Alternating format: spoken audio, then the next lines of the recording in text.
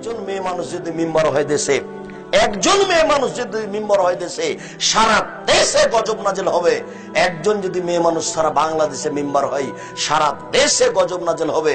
বাংলাদেশ একটা আশ্চর্য বোকা দেশ, যার বড় জন নারী, মেজ জন নারী, সেজ জন নারী।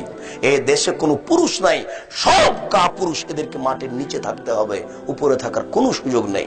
এই নারীরা দেশ চালাবে আর দেশে শান্তি হবে, এটা ভাবাই যায় না। নারী নেতৃত্ব হারাম, নারী নেতৃত্ব হারাম। একজন মেয়ে মানুষ মেম্বার হলে সারা দেশে গজব নাজেল হবে। বাংলাদেশে গজব নাজেল হচ্ছে, বাংলাদেশে গজব নাজেল হচ্ছে, বাংলাদেশে গজব নাজেল হচ্ছে। আপনি তাহাজ্জুদ দিয়ে ঠেকাবেন?